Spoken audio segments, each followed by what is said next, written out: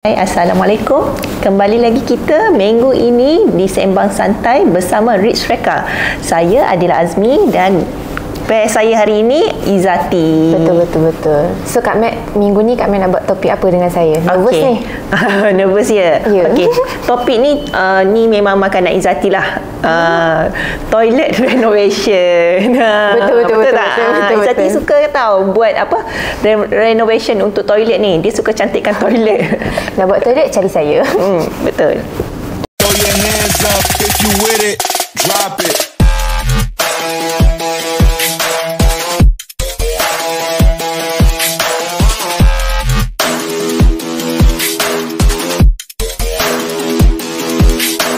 Okey, untuk soalan first Izzati, kalau klien request untuk buat renovation untuk toilet saja, Rich Reka ni buat ke tak untuk renovation toilet saja?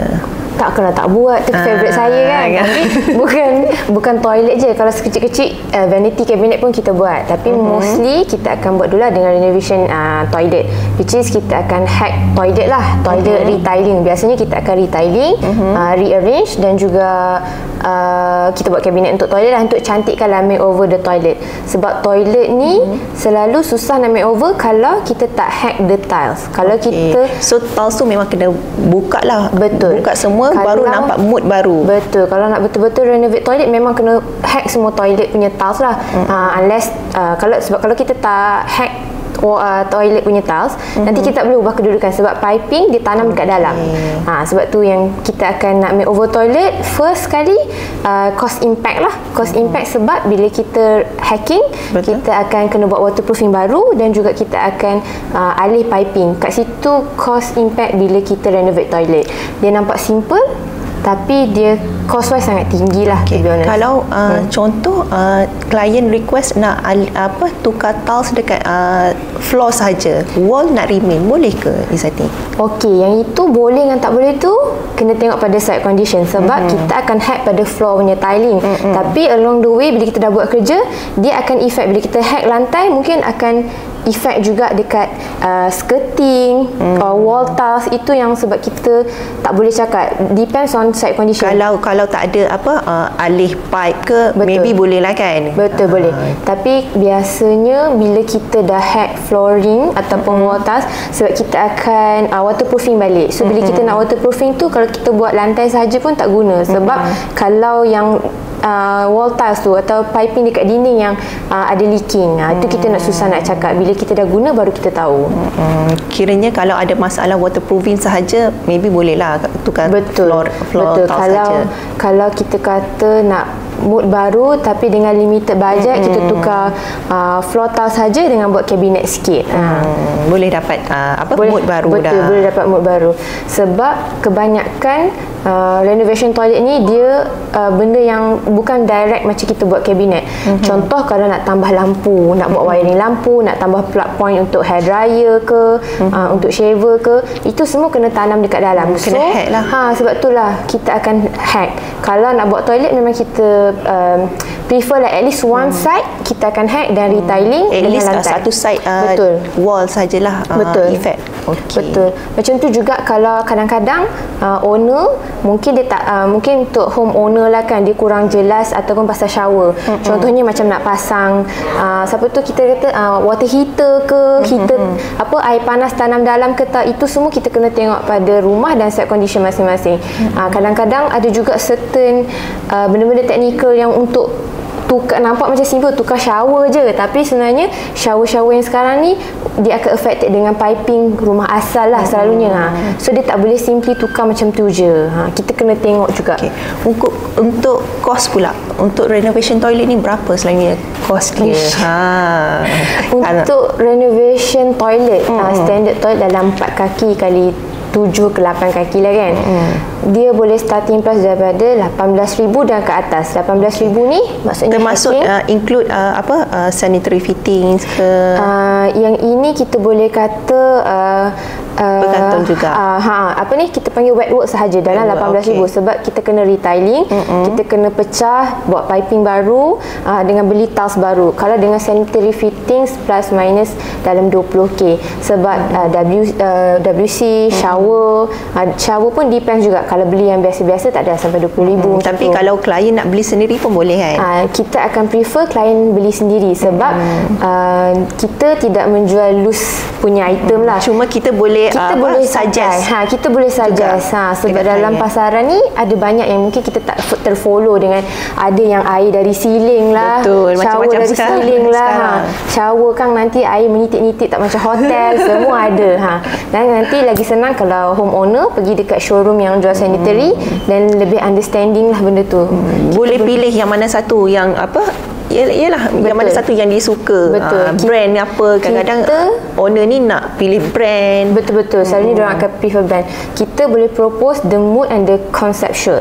Tapi kalau macam preferences, macam ada yang nak hitam lah, black metal lah sekarang. Bukan metal gun, sorry. Metal gun sekarang in trend kan. So yang itu homeowner boleh direct pergi ke supplier sanitary.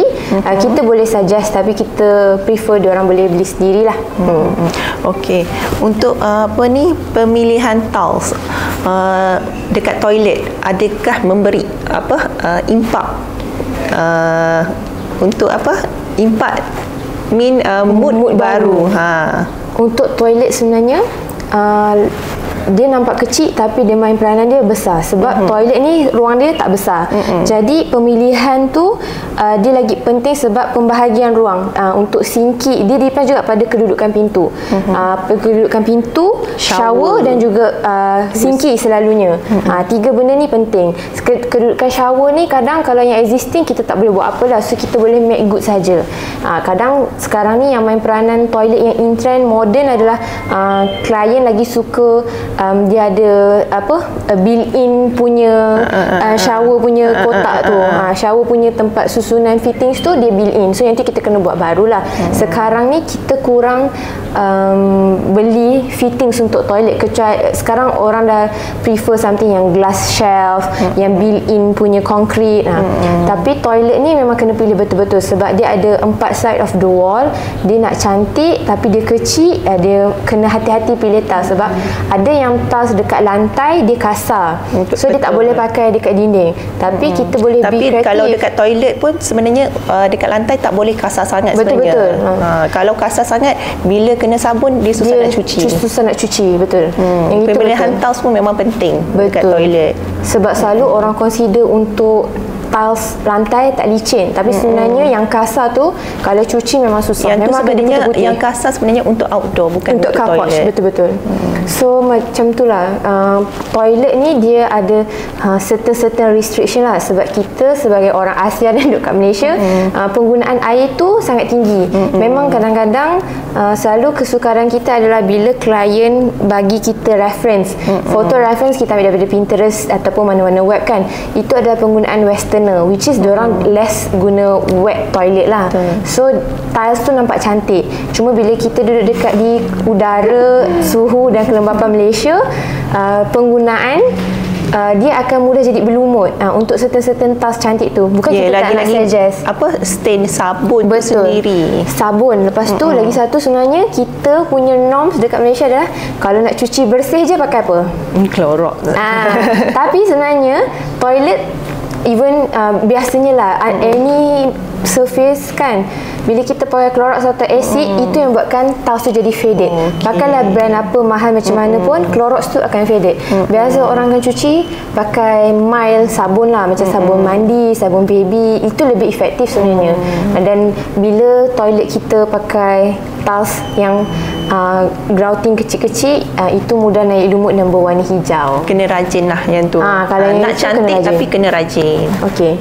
Macam tu lah. Izzati, untuk toilet selalunya kan bila nak nampak toilet cantik ni nak kena ada kabinet. Betul. Material apa yang sesuai untuk ni lah kabinet dalam toilet?